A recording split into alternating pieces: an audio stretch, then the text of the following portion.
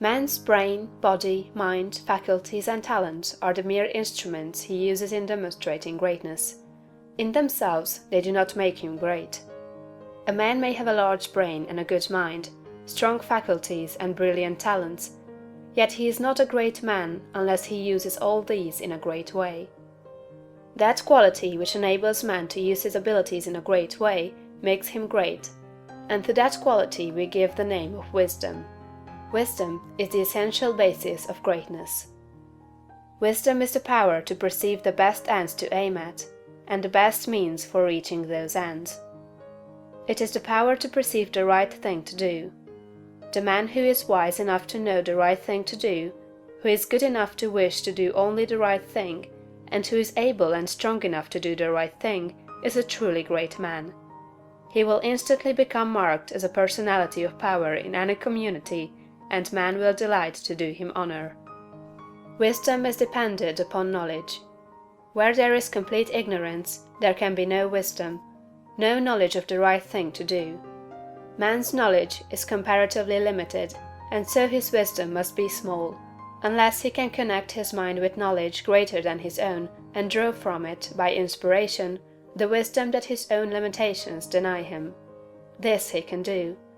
This is what the really great men and women have done.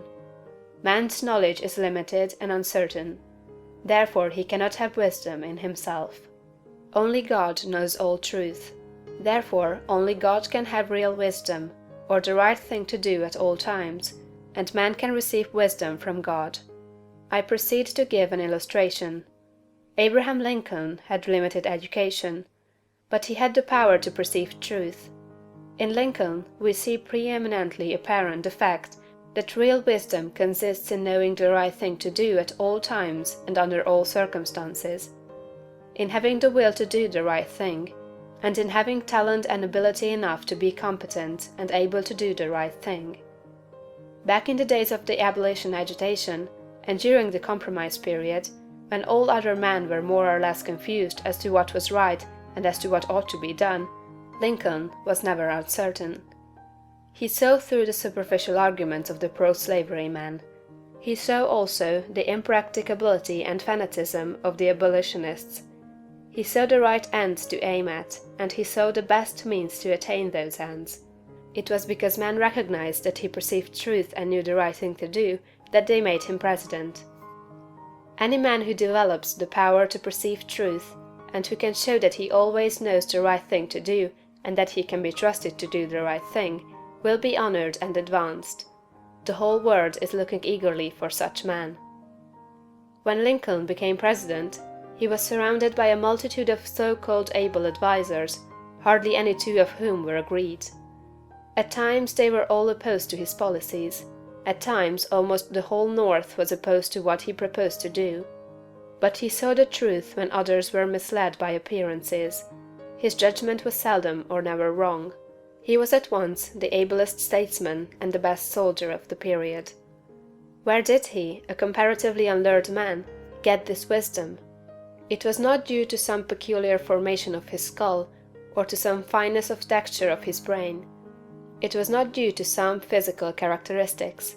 It was not even a quality of mind due to superior reasoning power. Processes of reason do not often reach knowledge of truth. It was due to a spiritual insight. He perceived truth, but where did he perceive it, and whence did the perception come? We see something similar in Washington, whose faith and courage, due to his perception of truth, held the colonies together during the long and often apparently hopeless struggle of the Revolution.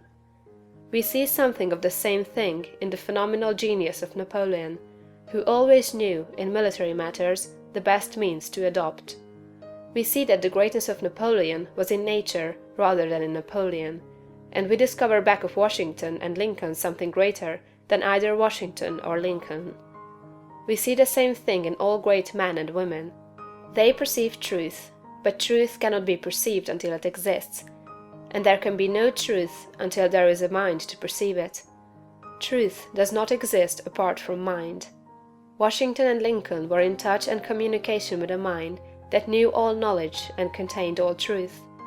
The same is true for all who manifest wisdom. Wisdom is obtained by reading the mind of God.